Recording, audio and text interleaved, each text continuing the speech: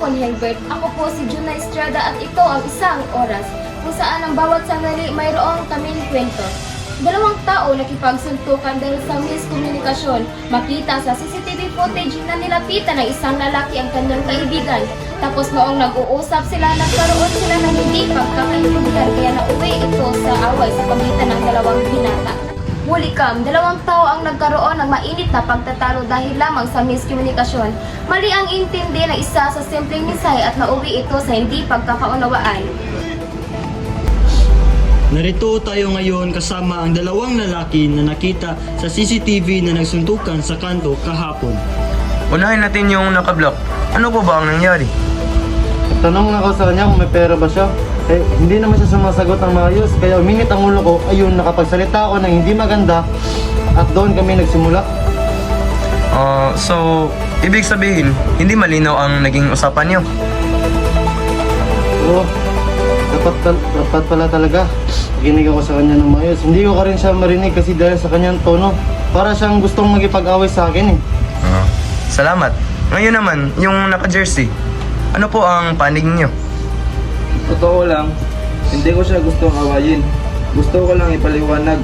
Pero siguro mali rin ako sa paraan ng pagsagot.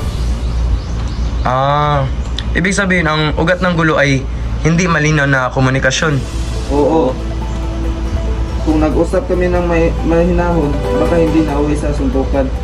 Ayan, malinaw na nakita natin kung gaano kalaga ang pagkakaroon ng tamang komunikasyon. Sige, salamat sa inyong dalawa.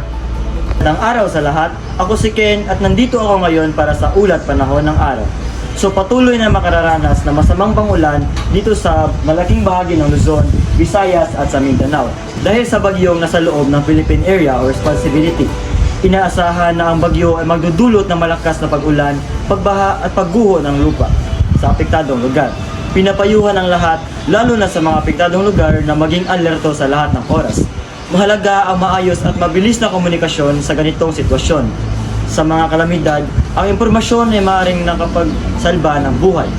Sa kasagsagan ng sama ng panahon, tandaan po natin na ang kahalagahan ng wastong komunikasyon. Narito ang ilang paalala. So una, siguraduhin na fully charged ang iyong cellphone upang makakatawag sa oras na pangangailangan. Pangalawa ay makinig sa opisyal na anunsyo mula sa LGU, NDRRNC at sa Pag-asa. Ang kakulangan kasi sa komunikasyon ay maaaring magdulot ng kalituhan, panik at panganib. Ngunit sa tulong ng teknolohiya at pagkakaisa, maaari po nating maibsan ang epekto ng sakuna. Muli po, paalala ng ating ahensya, maging handa, makinig at magipag-ugnayan. Susunod na balita, ano nga ba ang mas gustong paraan ng mga tao sa pakikipagkomunikasyon sa pagbabalik ng isang oras?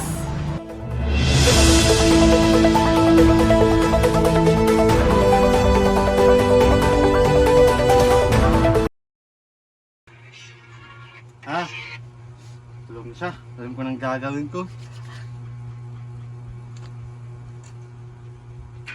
No! Anong ginagawa mo? Alam ko na. May masama kang binabalak, par. Kapag manonood ka ng ganyan, gamitin mo to. Ito pala ang JKL earbuds at walang disturbo. Dire-diretso lang. Oh, ito par. Aalis lang ako kasi bibili ako ng pagkain. Gutom mo. Anong gusto mo? Wala na. Sige. Sige.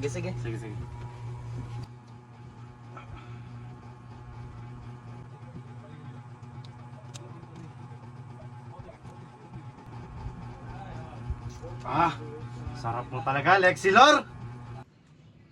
Narito ang JKL earbuds. Malinaw sa tawag, mas matibay dahil waterproof. Ang tunay na kasama mo sa mas maayos na komunikasyon. Bili na ngayon!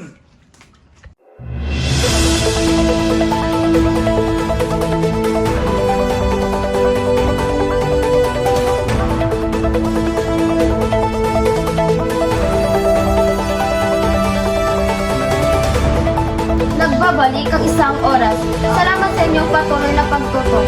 Narito na ang pagpapatuloy ng ating mga balita. Ano nga ba ang mas gustong paraan ng mga tao sa pakikipagkomunikasyon? Kasama natin sa field ang ating reporter na si Ken. Ken, anong meron dyan? So nagbabagang balita, nandito tayo ngayon upang ibalita na dito sa bandang bahagi ng Cebu ay makararanas tayo ng malakas na bagulan dahil sa paparating na bagyo. So makikita mo sa aking likuran ay napakaitim na ng langit dulot ng bagyo. So napaalala sa lahat na i-charge niyo yung mga cellphone upang makapag-text pa kayo o makapagtawag sa inyong mga kapamilya sakali na mag-run out. Magandang araw sa lahat. Ako si Ken at nandito tayo ngayon sa Gmall upang magtanong-tanong sa ilang mga tao kung ano nga ba ang kanilang paboritong paraan sa pagkikipagkomunikasyon. Go. Magandang araw sa inyo lahat. Ako si Ken at kasama mo ang isa sa taong aking nahanap at mabibigay ako ng ilang katanungan sa kanya. So ano nga po pala ang iyong pangalan? Ang pangalan ko po pala ay Prince. So Prince, para sa iyo, ano nga pala ang pinaka-paborito mong paraan sa pagkikipagkomunikasyon? Para sa akin, ang pinaka-paborito kong paraan sa pagkomunikasyon ay verbal na komunikasyon. Sapagkat ako ay nahihiya at natatakot na magkamali sa aking mga sinasalita. Pero kung kailangan talaga gamitan ng verbal na komunikasyon ay pwede naman, pero mas pipiliin ko pa rin ang verbal na komunikasyon sa pang-araw-araw na komunikasyon. Salamat sa iyong kasagutan at ngayon ay maghahanap naman tayo ng ibang tao na pwede pagtanungan. At ngayon ay kasama natin ang isang estudyante na pwede nating pagtanungan. So ano po pala ang iyong pangalan? Ang pangalan ko nga pala ay Gian. So Gian, para sa iyo, ano nga pala ang pinaka-paborito mong paraan sa pagkikipagkomunikasyon? Ang paborito kong paraan ng pakikipagkomunikasyon ay harapan na pag-uusap. Dahil mas mapapadali nito ang iyong pakikipag-usap sa isang tao dahil nakikita mo ang kanyang emosyon mula sa kanyang mga salita. Halimbawa, kami ng aking kaibigan ay magkaroon ng hindi pagkakaunawaan dahil sa isang bagay. At kami ay harap-harap pang nag-uusap para masasalba namin ang aming problema na hindi pagkakaunawaan dahil sa isa lang bagay. Ganun po. Salamat sa iyong kasagutan. Balik sa iyo, Jonah. Magandang hapon muli mga kababayan. Kasama natin ngayon ang lumikha ng GKL Airpods, si Kurt Sam. Kamusta ka, Kurt? Mabuti naman, Jonah. Salamat sa pag-imbita. Una sa lahat, ano po ba ang special sa GKL Airpods na ito? Ang GKL AirPods na naman ay ginawa para mas malinaw at mas mabilis ang pakikipagkomunikasyon. Sa tawag man, sa online class o meeting, mas maririnig mo ng maayos at malinaw ang kausap mo. Napakaganda! Ngayon alam namin bahagi ng public facing ang pagpakilala ng produkto. Paano niyo po ina-advertise ang GKL Airpods? Ginamit namin ang iba't ibang paraan. May ads sa social media, posters at pati sa radyo at TV. Sa ganitong paraan, mas maraming tao ang nakakaalam ng produkto at natuto kung paano ito nakakatulong sa kanilang pakikipag-usap sa araw-araw. Ibig sabihin hindi lang basta produkto, kundi paraan din para mas maging malinaw ang ugnayan ng bawat isa. Tama ka, Jonah.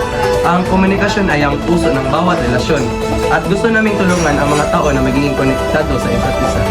Maraming salamat, Kurt Sam.